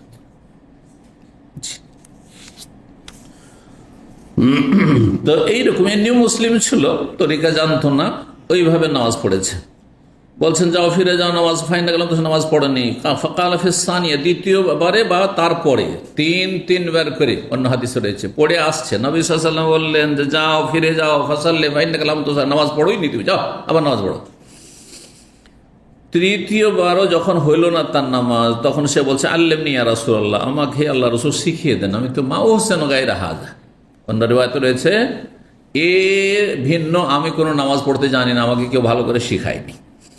ফাকালা, তখন বললেন যা কুমতা ইলা সালাতে, যখন নামাজে দাঁড়াবে, ফাসবিগিল উযু, আর নামাজে দাঁড়াবে মানে দাঁড়ার পরে উযু করবেন না, দাঁড়াতে ইচ্ছুক হবে। এখন আমি নামাজ পড়ব নিয়ত করেছেন, ইচ্ছা করেছেন, তাহলে কি করতে হবে? হ্যাঁ, পূর্ণরূপে উযু করো, সুন্দর করে উযু করো, কোনো জায়গায় শুকনো রাখবে না। সুম্মাস্তাকবিল কিবলা, তারপর কিবলামুখী হও। তাহলে কিবলামুখী হওয়া হচ্ছে নামাজের শর্ত, একটি শর্ত বর্ণনা করা হয়েছে। উযু হচ্ছে তাহারাত একটি শর্ত, এগুলো শর্ত বর্ণনা করা হয়েছে। নামাজের শর্ত, নামাজের রুকুন, নামাজের ওয়াজিব আর নামাজের সুন্নাত, এতগুলি নিয়ে হচ্ছে নামাজ, বুঝলেন না? শর্তগুলিও ফরজ, রোকনগুলিও ফরজ, আর ওয়াজিবাতগুলি ফরজ। কে বলতে পারে শর্ত কয়টি নামাজের? হ্যাঁ, সব ভুলে গেছেন? হ্যাঁ, কে বললো? মাশাআল্লাহ, যা মানিজ্জত বাঁচিয়ে দিয়েছেন। হ্যাঁ, 9টি শর্ত কমপক্ষে, মোটা এক একটা করে ধরলে হয়তো বলতে না পারেন, কিন্তু কমপক্ষে এত তো মনে রাখবেন যে 9টি নামাজের শর্ত। নামাজের শর্তগুলি নামাজ শুরু করার আগেই পুরা করতে হবে। শর্ত আর রুকনে পার্থক্য। শর্তগুলি আগেই পুরা করতে, তকবির তাহরিমার আগে, মানে কিবলামুখী হইতে হবে তকবির দেওয়ার আগে, উজু করতে হবে তকবির দেওয়ার আগে, এর নাম শর্ত। শর্তগুলি যেই ইবাদতের জন্য শর্ত তার আগেই করতে হয়, বোঝা গেছে? আর ফরজ সেগুলি। রুকুন নামাজের ভিতরে, কিন্তু এমন যে ভুলে গেলেও হবে না নামাজ, আর ইচ্ছা করে ছাড়লেও হবে না। এটা হচ্ছে রুকুন। রুকুন কয়টি? 14টি। ওয়াজিব কয়টি? যেগুলো ভুলে গেলে তো মাফ সহসিজদা দিয়ে, কিন্তু ইচ্ছা করে কেউ ছেড়ে দেয়, তার নামাজ হবে না বা ওই রাকাত হবে না। এগুলি কয়টি? 8টি ওয়াজিব। আর বাকি যতগুলি আছে, কথা, কাজ, আমল, সবগুলি হচ্ছে সুন্নাত। আমিন জোরে বলা সুন্নাত, রফেদান করা সুন্নাত, বুকে হাত বাঁধা সুন্নাত। হ্যাঁ, বোঝা গেছে? তো এখানে সবগুলি ফরজ আর শর্ত, রুকন, ওয়াজিব বর্ণনা করা হয়নি, কিছু কিছু বর্ণনা করা হয়েছে হাদিসে। কিবলামুখী হও, তারপরে তকবীর বলো, তকবীর বলো। তকবীরের তাহরিমা কি? রুকুন। রুকুন, জি। ফরজ এই জন্য বলবো না যে ওয়াজিবটাও ফরজ আর রুকুনটাও ফরজ, এই জন্য সূক্ষ্ম পরিভাষা হচ্ছে রুকুন বলবেন যেগুলো ফরজ, আর ওয়াজিবগুলো, ওয়াজিবাতগুলো ফরজ। আর ওয়াজিব আর ফরজের কোনো পার্থক্য নেই। কোরআন, যা সহজ সাধ্য হয় তোমার কাছে তা কোরআন থেকে পাঠ করো। এখান থেকে কেউ কেউ বলেছে সূরা ফাতিহা না পড়লে নামাজ হয়ে যাবে, যে কোনো কোরআন আয়াত পড়লে হয়ে যাবে। হ্যাঁ, যদি ইমাম পর্যন্ত সূরা ফাতিহা না পড়ে নামাজ অসম্পূর্ণ হবে, কিন্তু বাতিল হবে না হানাফি মাযহাবে। এই হাদিস তাদের দলিল। কিন্তু এই হাদিসের ব্যাখ্যা আর এক হাদিসে চলে এসছে, সুম্মা ইকরা সূরাতাল ফাতিহা, সুম্মা ইকরাল ফাতিহা, ফাতিহা পড়া। তার মানে দুই হাদিসের সমন্বয়ে ব্যাখ্যা হয় যে সবচেয়ে সহজ কোরআনের হচ্ছে সূরা ফাতিহা। এটা বাস্তব। একটা বাচ্চা আপনার যখন 2, 4, 5 বছর হয়েছে, বা 2 বছর 3 বছর যখন মুখস্থ করাচ্ছেন, আগে কি মুখস্থ করান? সূরা ফাতিহা। যদিও সূরা ফাতিহার চাইতে সূরা ইখলাস ছোট, কাউসার ছোট, আসর ছোট, কিন্তু আগে মুখস্থ হয় সূরা ফাতিহা। সূরা ফাতিহা সবচেয়ে সহজ। এবার বোঝা গেছে? তো এখানে উদ্দেশ্য হচ্ছে সূরা ফাতিহা পড়তে হবে। এক হাদিস আর এক হাদিসের ব্যাখ্যা কর, কারণ হাদিস রয়েছে লা সালাতা লিমান লাম ইয়াকরা বিফাতিহা, সূরা ফাতিহা না পড়লে নামাজ হয় না। জি। সুম্মারকা, তারপর রুকু করো। রুকুতে শান্ত হয়ে রুকু করো। রুকুতে তাড়াহুড়া নয়, একবার ধীর স্থিরতার সাথে, এটাও রুকুন। ইতমিনান, প্রশান্তির সাথে রুকু করা। রুকু করাও রুকুন। সুম্মারফা, তারপরে মাথা উঠাও, দাঁড়াও, এটাও রুকুন। হাত্তা তাস্তাওয়ি, যতক্ষণ পর্যন্ত সোজা না হয়ে যাবে, পুরা সোজা হয়ে দাঁড়াইতে হবে। একটু ঝুঁকে আছেন, রুকুতে উঠে চলবে না, হবে না। সুম্মাসজুদ, তারপরে সিজদা করো। হাত্তা তাতমাইন্না সাজিদান, ধীর স্থিরতার সাথে সিজদা করো, স্থির হয়ে যাও সিজদায়। সুম্মারফা, তারপরে মাথা উঠাও। হাত্তা তাতমাইন্না জালিসান, শান্তির সাথে, প্রশান্তির সাথে, একবারে ধীর স্থিরের সাথে বসো, সোজা হয়ে বসতে হবে। একটু উঠলেন, অর্ধেকটা উঠলেন, আবার সিজদায় চলে গেলেন, একটি সিজদা করতে হবে। শুনে রাখেন, একটি সিজদা করতে হবে, একটি সিজদাতে নামাজ হয় না, শুধু নামাজ হবে না। সুম্মাসজুদ, তারপরে সিজদা করো। হাত্তা তাতমাইন্না সাজিদান, হ্যাঁ, আর তারপরে প্রশান্তির সাথে, ধীর স্থিরতার সাথে সিজদা করো। সুম্মারফা, তারপর মাথা ওঠা। হাত্তা তাতমাইন্না জালিসান, বসো ইতমিনানের সাথে। সুম্মা ইফআল যালিকা ফি সলাতি, এইভাবে প্রতিটি রাকাত সম্পূর্ণ করো। হাত্তা তাস্তাওয়ি কায়মান, অন্য রিওয়ায়াতে রয়েছে, জি, সোজা হয়ে দাঁড়াইতে হবে রুকু থেকে উঠে। আবু হুরায়রা থেকে বর্ণিত অন্য হাদিস 6252, নবী সাল্লাল্লাহু আলাইহি ওয়াসাল্লাম, সুম্মারফা, তারপরে উঠো। হাত্তা তাতমাইন্না জালিসান, সিজদাতে উঠো, উঠার পরে ধীর স্থিরতার সাথে বসো, মানে সোজা হয়ে বসো। জি।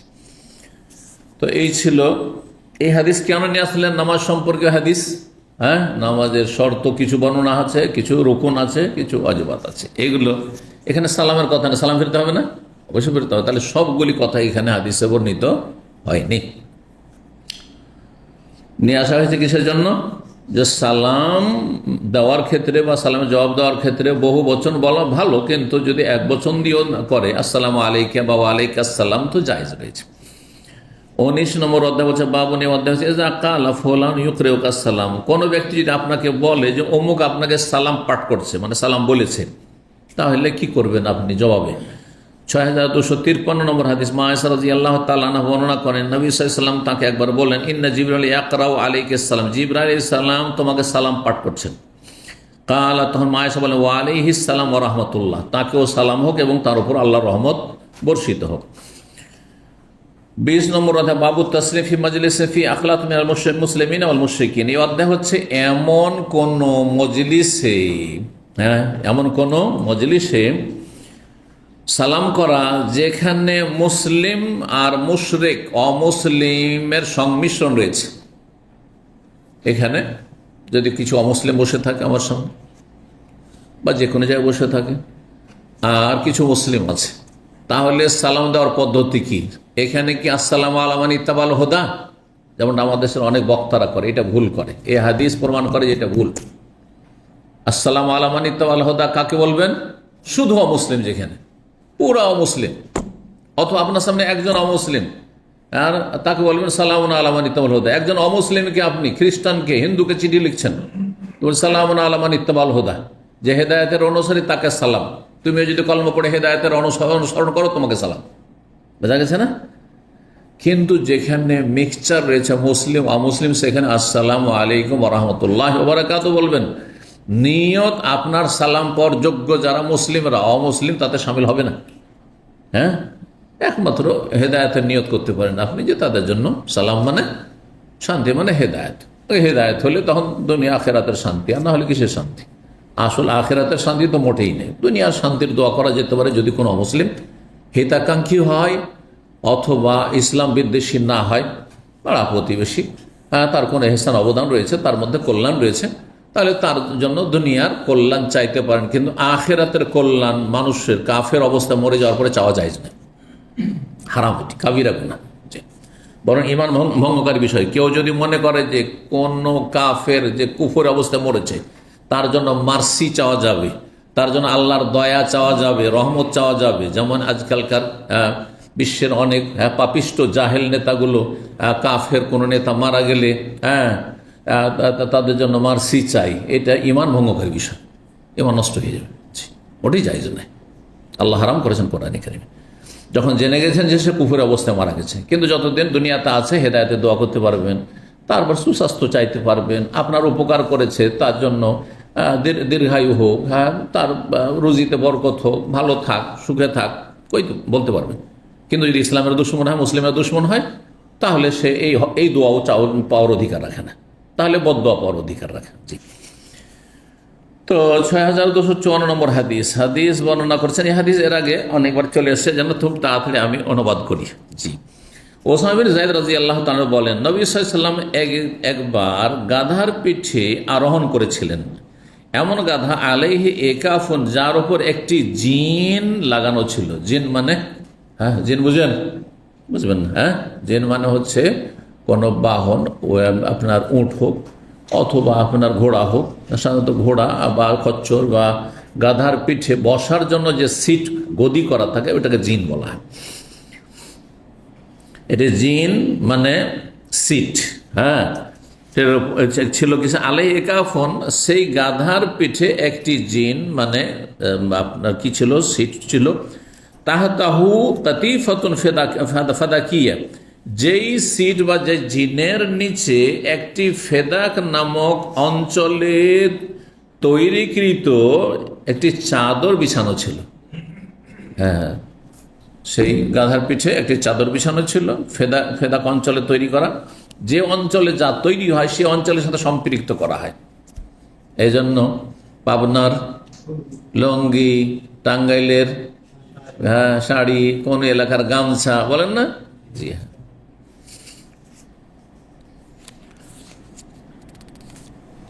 আমাদের ইন্ডিয়াতে বলে মাদ্রাজি লুঙ্গি, বুঝলেন তো? কারণ সবগুলি প্রায় এই লুঙ্গিগুলো, এই ধরনের লুঙ্গিগুলি সবগুলি মাদ্রাজে তৈরি হয়। মানে চেন্নাই। এখন মাদ্রাজের নাম তো চেন্নাই করে দিয়েছে না, তো অনেকে জানে না এই রহস্য। কিন্তু মাদ্রাজ নামটি মুসলিমদের নাম ছিল, মুসলিমদের দেওয়ার নাম। আর যখন জাতীয়তা আসলো হিন্দুদের মধ্যে, তখন এই নামগুলি তারা ওই তামিল ভাষায় পরিবর্তন করলো, যে এলাকা সেই এলাকায়। জি, অনেকগুলি শহরের নাম এইভাবে পরিবর্তন করা হয়েছে, তার মধ্যে মাদ্রাজ। মাদ্রাজ শুনলে একটু ইসলামের গন্ধ আসতো, মুসলিমদের গন্ধ আসতো, তখন ওর নাম চেন্নাই করে দেওয়া হয়েছে। বেনারস, বেনারসি শাড়ি জানেন না? কোন শাড়িকে বেনারসি শাড়ি বলে? রেশমের শাড়ি। রেশমের শাড়িকে বেনারসি শাড়ি। বাংলাদেশও পর্যন্ত রেশমের শাড়ি কম বলে, বেনারসি শাড়ি। কারণ বেনারসে তৈরি হইতো মূলত সেই জন্য। এখন বিভিন্ন জায়গায় তৈরি, কিন্তু আসল হচ্ছে বেনারস হচ্ছে রেশমের শাড়ি তৈরির অঞ্চল। আমরা নিজে দেখেছি সেখানে পাওয়ার রুমগুলো, ছাত্র জীবনে যেহেতু লেখাপড়া করেছি 2 বছর ওই শহরে। এই বেনারস শহরের নাম হিন্দুদের কাছে একটি, আবার সরকারিভাবে আরেকটি, মুসলিমদের কাছে আরেকটি। 3টা নাম এই শহরের, অনেকে জানেন না। বেনারস, আমরা বেনারস বলি, কিন্তু হিন্দুরা এটাকে কাশী বলে। গয়া কাশীর নাম শুনেননি হিন্দুদের ধর্মে? হ্যাঁ, কারণ ওখানে তাদের ধর্মে বিশাল মন্দির রয়েছে। কাশী, কাশী দর্শনে গিয়েছিল, তারা হজ করতে যায়, গয়া হজ করতে গেছে তাদের, বুঝতে পারছেন না? তীর্থস্থান। জি। আর সরকারের নাম হচ্ছে, এই শহরের নাম হচ্ছে বারাণসী। হ্যাঁ, বারাণসী। জি, বারাণসী বেনারসের কাছাকাছি। তো মুসলিমদের দেওয়ার নাম ছিল বেনারসটি, যে নামটি সাধারণত সাইনবোর্ডে কোথাও খুঁজে পাবেন না বেনারস। এখন তো উর্দু সাইনবোর্ড থাকলে পেতে পারেন, নাহলে হিন্দিতে দেখেন বারাণসী লেখা আছে, বা ইংরেজিতে বারাণসী ভি দিয়ে লেখা আছে। আর আপনার হিন্দুরা ওখানে কাশী বিশ্ববিদ্যালয় আছে, হিন্দু বিশ্ববিদ্যালয়। ভারতে একটা হিন্দু বিশ্ববিদ্যালয় আছে, এই যে কাশী বিশ্ববিদ্যালয়।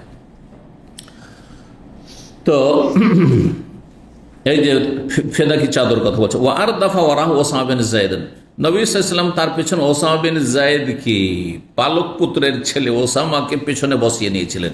কিসের পিঠে?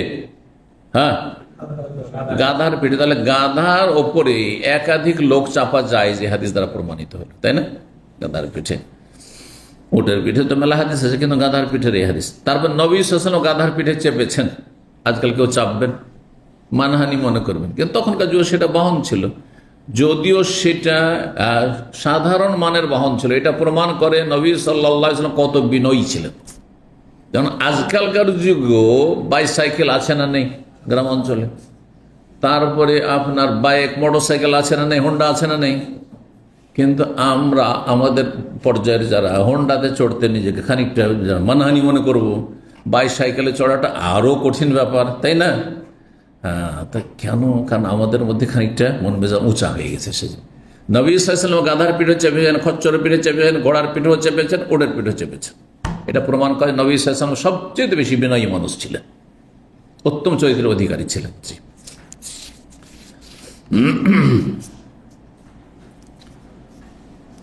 বলছেন বানুল হারেস বিন খাজরাজ গোত্রের এলাকায় সাদ বিন ওবাদা যে তাদের সর্দার ছিলেন, তার অসুস্থতায় পরিচর্যার জন্য গিয়েছিলেন, বা খোঁজ খবর নেওয়ার জন্য গিয়েছিলেন, দেখার জন্য। রোগীকে দেখতে যাওয়াকে এয়াদা বলা হয়, পরিচর্যা করাকে বলা হয়, খোঁজ খবর নেওয়াকে বলা হয়, ব্যাপক অর্থ। একজন এই জন্য এয়াদাতুল মারিজের বাংলায় একটা শব্দ দিয়ে অর্থ করা মুশকিল, এই সবগুলিকে সামিল। কথা বলছেন আমার না? আপনি টেলিফোনে একজনের খোঁজলেন, কেমন আছেন ভাই, শুনেছি আপনি অসুস্থ, এটা আপনার রোগীর খোঁজ খবর নেওয়া, এয়াদাতুল মারিজ হইল। হ্যাঁ, আর যারা নিকট আত্মীয় বা ঘনিষ্ঠ বন্ধু, রুমমেট, তাদের জন্য এটা শুধু যথেষ্ট নয় যে একটু খোঁজ খবর নেবেন, বরং পরিচর্যা করতে হবে, সেবা যত্ন, সেবা শুশ্রূষা করতে হবে, সেটা এয়াদাতুল মারিজের সামিল। বাড়ির লোকেরা তার সাথে দোয়া করা, জি, এয়াদাতুল মারিজ। তো নবী সাল্লাল্লাহু আলাইহি ওয়াসাল্লাম রোগীকে দেখতে যেতেন, এবং এক মুসলিমের আর এক মুসলিমের ওপর যেসব হক রয়েছে তার অন্যতম হচ্ছে এয়াদাতুল মারিজ, রোগীর খোঁজ খবর নেওয়া, রোগীর পরিচর্যা করা, জি, রোগীকে দোয়া দেওয়া। ওয়াজা দেখতে যাওয়া, জালেক খাবল ওয়াকাত বদর, এটি ঘটনা ছিল বদরের যুদ্ধের আগের, মানে প্রথম দিকেই, নবী সাল্লাল্লাহু আলাইহি ওয়াসাল্লাম হিজরতের পরে। হাত্তা মাররা ফি মাজলিসিন ফি আখলাতিন আল মুসলিমিন ওয়াল মুশরিকিন আবাদাতিল আওসান ওয়াল ইয়াহুদ, এমন একটি মজলিস, অনুষ্ঠানের পাশ দিয়ে যাচ্ছিলেন নবী সাল্লাল্লাহু আলাইহি ওয়াসাল্লাম অতিক্রম করে, যেখানে মুসলিম পৌত্তলিক, আবাদাতিল আওসান যারা মূর্তি পূজক, আর ইহুদিদের সংমিশ্রণ ছিল। কিছু ইহুদি বসেছিল, কার মধ্যে ইহুদি বসবাস করত, আর কিছু মুশরিক আওস খাজরাজ যারা কাফের মুশরিক পৌত্তলিক ছিল তারাও বসেছিল, আর কিছু মুসলমান হয়ে গেছেন মুহাজির আনসার তারাও বসেছিলেন। জি, তো নবী সাল্লাল্লাহু আলাইহি ওয়াসাল্লাম সেখান দিয়ে যাচ্ছিলেন। ওই মজলিসে কে ছিল? আব্দুল্লাহ ইবনে উবাই ইবনে সালুল, যে রাইসুল মুনাফিকদের প্রধান মদিনার। জি হ্যাঁ, ইসলামের ইতিহাসে মুসলিমদের মাঝে সবচেয়ে বড় মুনাফিক হচ্ছে এই ইবনে উবাই মুনাফিক, এ ছিল। অফিল মজলিস আব্দুল্লাহ ইবনে রাওয়াহা, আর ওই মজলিসে একজন প্রখ্যাত সাহাবীও বসেছিলেন, আব্দুল্লাহ ইবনে রাওয়াহা আনসারী তিনি।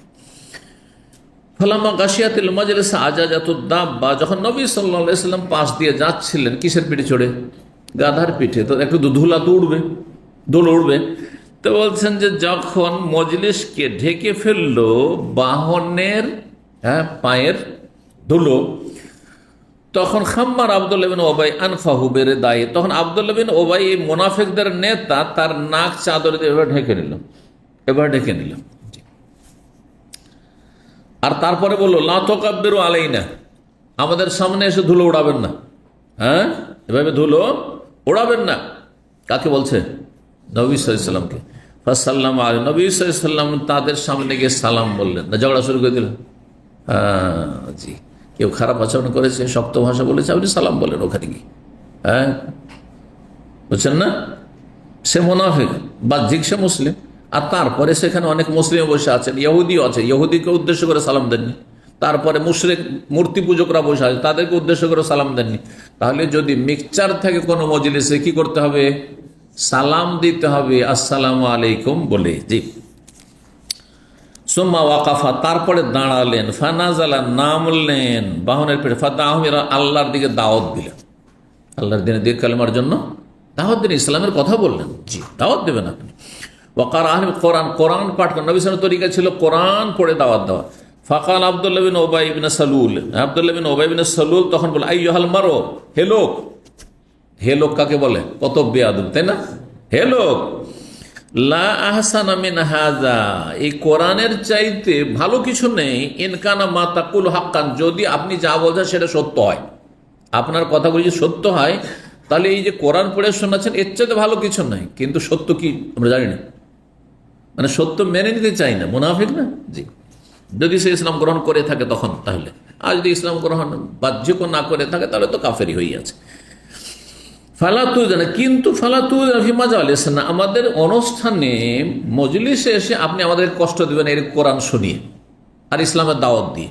ওয়ারজিলা রাহলেক, আপনি নিজের ঘরে যা বসেন, নিজের বাড়িতে বসুন, যার গরজ হবে আপনার ইসলামের কথা শুনতে চায় আপনার কাছে চলে যাবে, আমাদের মজলিসে আসবেন না, আমাদেরকে এসে ডিস্টার্ব করবেন না। ফামান জাআকা মিন্না, আমাদের মধ্য থেকে যে আপনার কাছে আসবে, ফাকসুস আলাইহি, তাকে আপনি কোরআন শোনেন, কোরআনের কিসসা কাহিনী শোনেন আপনি। আব্দুল্লাহ বিন রাওয়াহা তো মুসলিম, সেখানে তিনি কি করে চুপ করে বসে থাকতে পারেন এই মুনাফিকের এই সীমা লঙ্ঘন আর অন্যায় আচরণে? ইবনে রাওয়াহা তখন বলে, ইকশানা ফি মাজালিসিনা, হে আল্লাহ রসুল, আপনি অবশ্যই আমাদের মজলিসে আসবেন। কেবল আসবেন, আপনি আসবেন আমাদের মজলিসে, আসবেন আপনি। ফাইন্না নহিব্বু যালিক, আমরা চাই যে আপনি আসেন এবং আমাদেরকে দিনের কথা শোনান। কথা বোঝা গেছে না? তো মানুষকে দিনের দাওয়াত দেওয়ার দুটো তরিকা, একটা হচ্ছে কিছু লোকেরা নিজে আসবে আমার কাছে, আর আরেকটি তরিকা হচ্ছে যে অনেক লোক আছে যারা ইসলাম শিখতে আগ্রহী না, হ্যাঁ, তখন তাদের বা ইসলাম গ্রহণে আগ্রহী না, তাদের কাছে আমাদেরকে যেতে হবে। তো দাওয়াত দুটোই তরিকা অবলম্বন করতে হবে, শুধু একটি তরিকা যথেষ্ট নয়। এখন আপনাদের মতো সবাই আগ্রহী আছে যে জানছে যে 1 ঘন্টা থেকে 1.5 ঘন্টা বসতে হবে, আসবে না।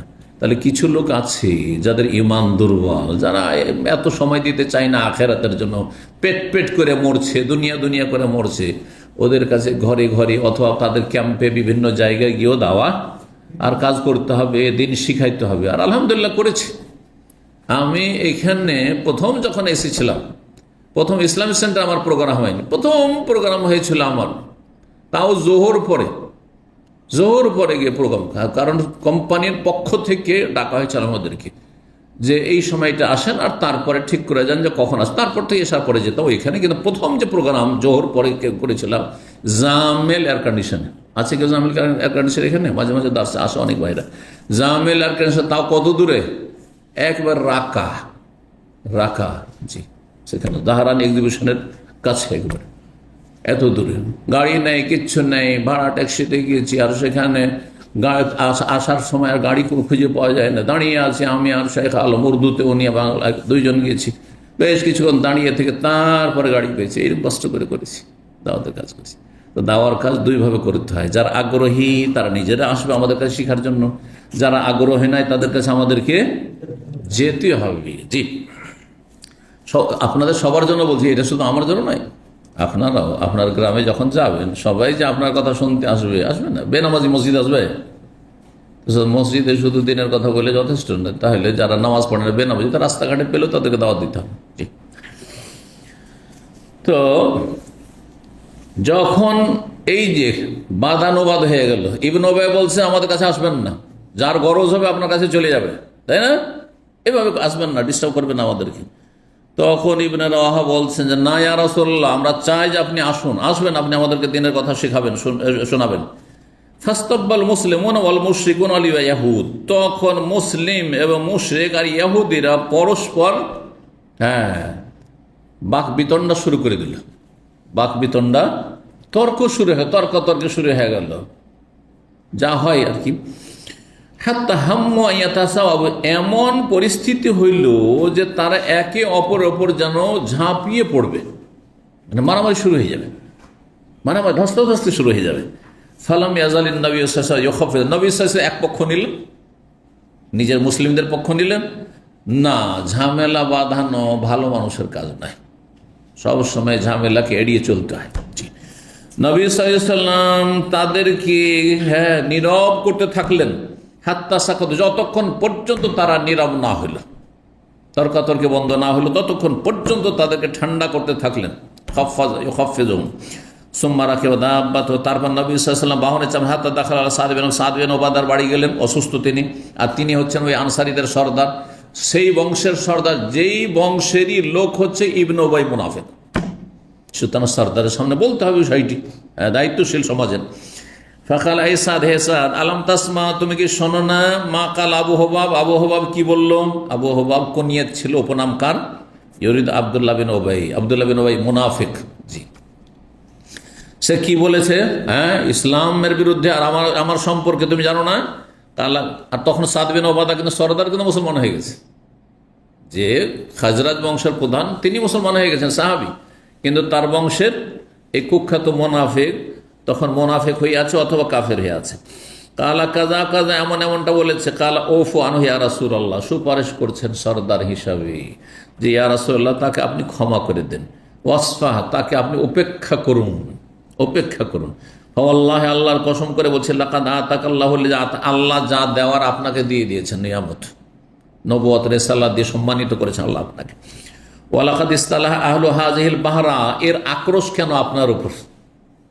ইসলামের এত শত্রুতা বিদ্বেষ কেন তার অন্তরে? গায়ের জ্বালা কেন? শোনেন, রহস্যটা শোনেন।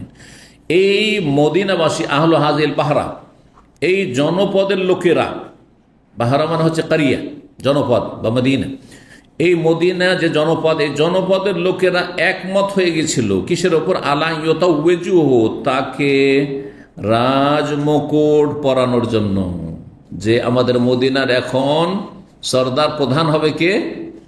এই ইবনে উবাই মুনাফিক, আব্দুল্লাহ বিন উবাই।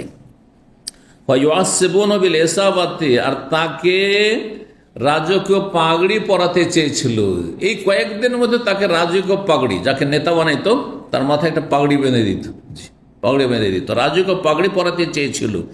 ফালাম্মা রাদ্দাল্লাহু যালিকা বিল হক আল্লাযী আতাকা শারিকা বিযালিক, যখন আল্লাহ রাব্বুল আলামিন তার এই মনের আশা আকাঙ্ক্ষা স্বপ্নকে চূর্ণ বিচূর্ণ করে দিলেন সেই সত্যের দ্বারা, যেই সত্য আল্লাহ আপনাকে দান করেছেন ওহির দ্বারা, কোরআন দ্বারা, নবুয়ত, রিসালাত দ্বারা, যে আল্লাহ আপনাকে দিয়েছেন, শারিকা বিযালিকা, তখন সে তার মধ্যে একটা আক্রোশ তৈরি হয়ে গেল, সে রাগান্বিত হইল।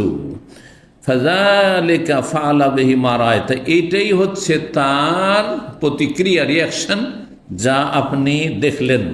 নবী সাল্লাল্লাহু আলাইহি ওয়াসাল্লাম এই কথা শোনার পরে তাকে ক্ষমা করে দিলেন। 21 নম্বর অধ্যায় বলছেন বাবু মাল্লাম ইউসাল্লিম আলা মান ইকতারাফা যাম্মান। এই অধ্যায় হচ্ছে এমন ব্যক্তি সম্পর্কে, কোনো ব্যক্তি যদি এমন কোনো ব্যক্তিকে সালাম না করে যেই ব্যক্তি পাপী, কোনো পাপ করেছে, আর তাকে উদ্দেশ্য হচ্ছে সালাম না করার মাধ্যমে, বয়কট করার মাধ্যমে শাসন করা, সংশোধন করা যদি উদ্দেশ্য হয় তাহলে ঠিক আছে। শত্রুতা বেড়ে যাওয়ার আশঙ্কা থাকে তাহলে সালাম করতে হয় পাপীকেও। তাহলে পাপীকে সালাম করবেন কি করবেন না, এই ক্ষেত্রে আপনাকে কার মতো হইতে হবে? হেকিম, ডাক্তারের মতো, চিকিৎসকের মতো হইতে হবে, যে কোন সময় কোন ওষুধ দিতে হবে, বুঝছেন না?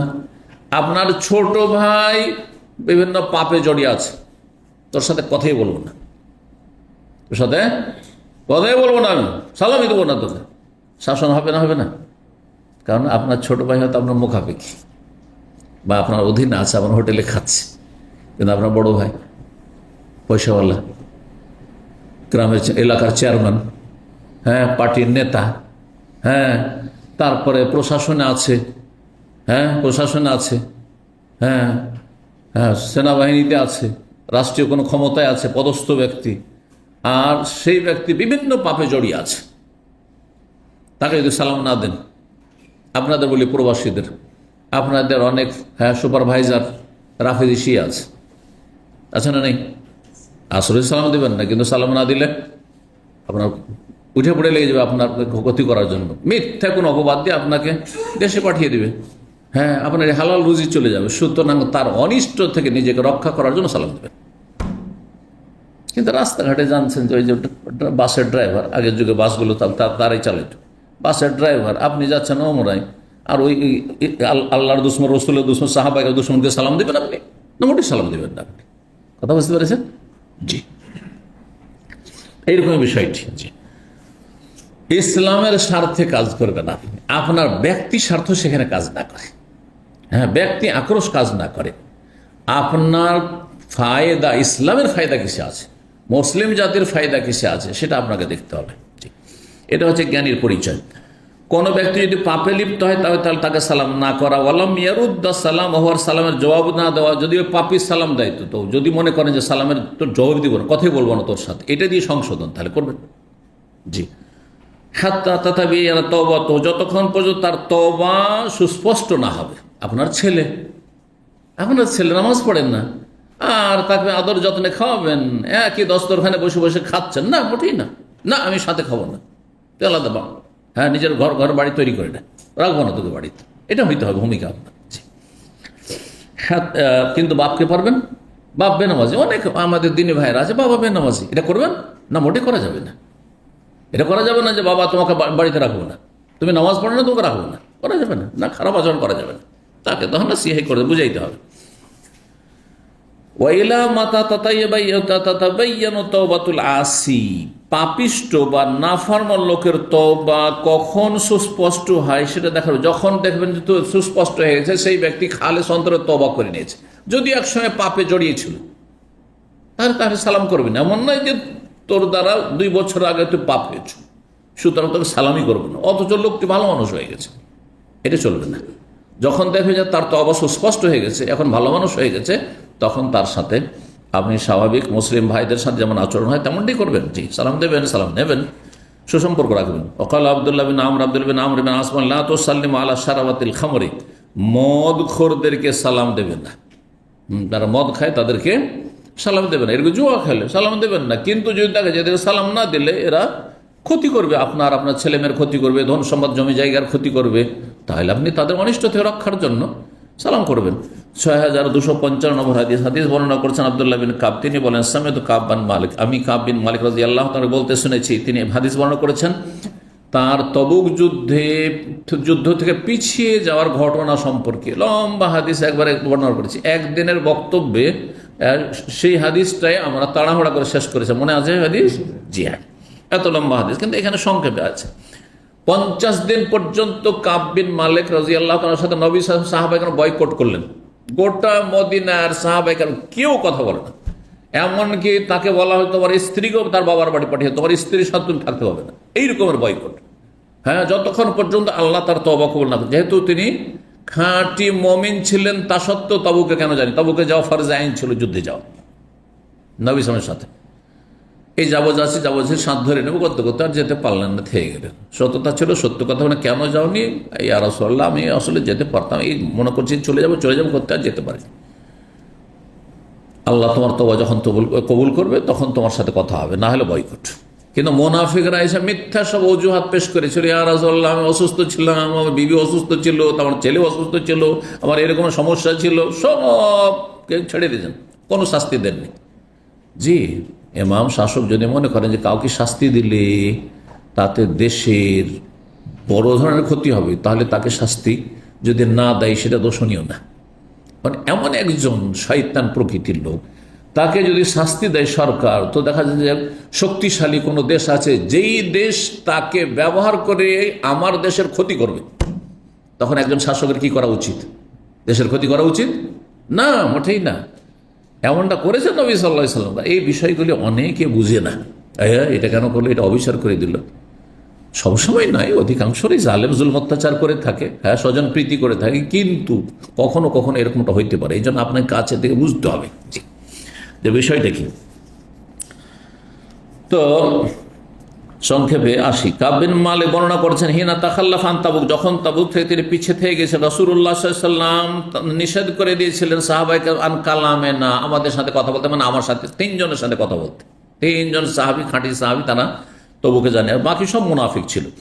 ও আতি রাসূলুল্লাহ বলছেন, আমি রাসূলুল্লাহ সামনে আসতাম, মসজিদ নববীতে নামাজ পড়তে আসতাম, কেউ আমার সাথে কথা বলতো না। ফাউসাল্লিম আলাইহি, নবী সাল্লাল্লাহু আলাইহি ওয়াসাল্লামকে আমি সালাম বলতাম। ফাআকুলু ফি নাফসি, আর আমি দেখতাম যে নবী সাল্লাল্লাহু আলাইহি ওয়াসাল্লাম কোনো জবাব দিচ্ছেন না, কিন্তু আমি তাকিয়ে থাকতাম যে মনে মনে জবাব দিলেন কিনা, ঠোঁটটা একটু নড়ছে কিনা, তাহলে বুঝবো যে নবী সাল্লাল্লাহু আলাইহি ওয়াসাল্লাম আমাকে সালামের জবাবটা আস্তে করে দিলেন।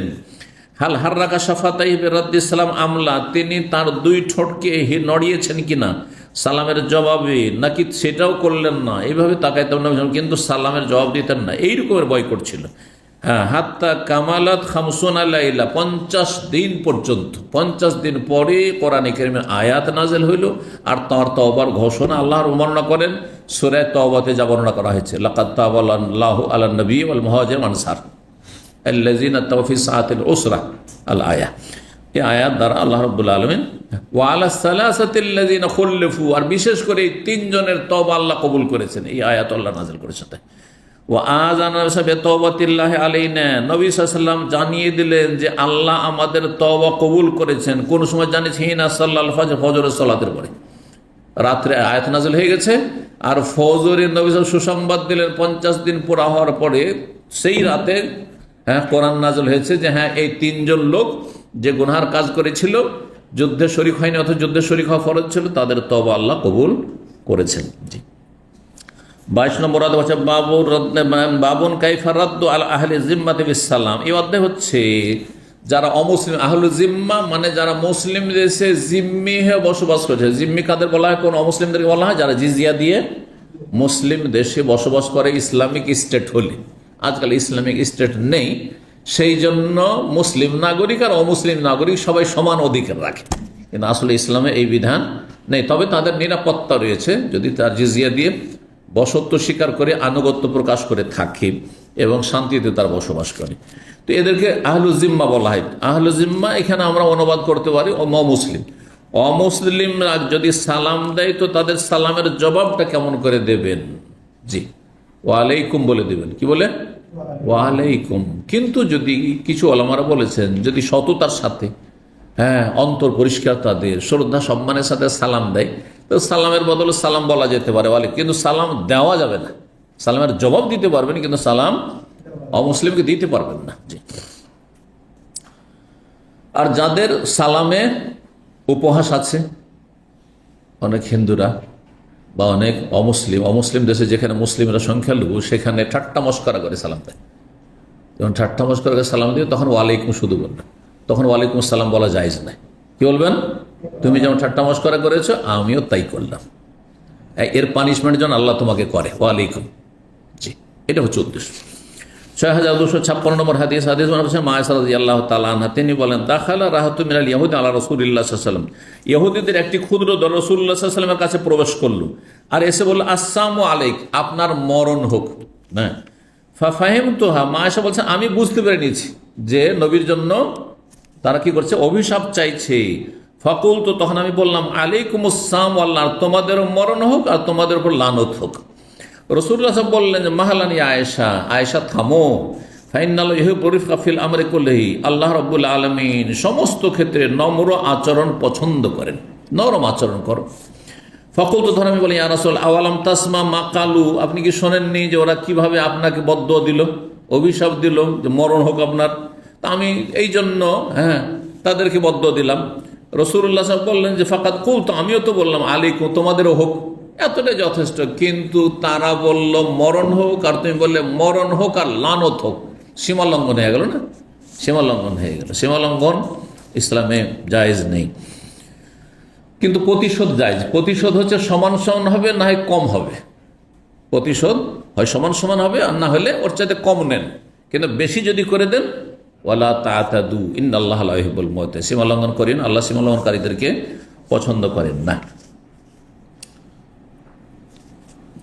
6257 নম্বর হাদিস বর্ণনা করেছেন আব্দুল্লাহ বিন উমর রাদিয়াল্লাহু তাআলা আনহু, তিনি বলেন, আন্না রাসূলুল্লাহ সাল্লাল্লাহু আলাইহি ওয়াসাল্লাম বলেন, ইজা সাল্লামা আলাইকুম ইয়াহুদি, ইহুদিরা তোমাদের যদি সালাম দেয়, কারণ এরা হচ্ছে মুসলিম বিদ্বেষী, ইসলামের কট্টর শত্রু, সুতরাং তাদের নিয়ত খারাপ, যার ফলে তারা যদি সালাম দেয়, ফাইন্নামা ইয়াকুলু আহাদুহুম, তারা বলে আসসালামু আলাইক, তোমার মরণ হোক। সালাম বলে না, সাম বলে, সেই জন্য বলো ওয়া আলাইকা, তোমারও হোক, তোমারও হোক, এটা বলো। সর্বশেষ হাদিস 6218 নম্বর হাদিস বলেছেন আনাস রাদিয়াল্লাহু তাআলা আনহু, তিনি বলেন, কালুন নবী সাল্লাল্লাহু আলাইহি ওয়াসাল্লাম বলেন, ইজা সাল্লামু আলাইকুম আহলুল কিতাব, আহলে কিতাব ইহুদি খ্রিস্টান যদি তোমাদেরকে সালাম দেয় তো বলো ওয়া আলাইকুম, তোমাদের উপরও তাই হোক। এটা অধিকাংশ ওলামারা বলছেন, কিন্তু কিছু ওলামারা বলছেন যদি নিয়ত সৎ থাকে, ধর আপনার কলিগ একই সাথে কর্মস্থলে কাজ করছেন, অমুসলিম, আপনার বিশেষ করে সৌদি আরবে অনেক অমুসলিমের কিন্তু আমাদেরকে কি করে, সালাম দেয়, আসসালামু আলাইকুম, আপনি ওয়ালাইকুম আসসালাম, দুনিয়ার শান্তি চান, আর শান্তি মানে হেদায়েত চান, ঠিক আছে, কিন্তু শান্তি মানে জান্নাতের নিয়ত করা যাবে না যতক্ষণ হেদায়েত হয়ে মুসলিম না হবে। এখানে আজকের আলোচনা শেষ করছি। ও জাযাকুমুল্লাহ খাইর। সুবহান রাব্বিকা রাব্বিল ইজ্জাতি আম্মা ইয়াসিফুন ওয়া সালামুন আলাল মুরসালিন ওয়াল হামদুলিল্লাহি রাব্বিল আলামিন।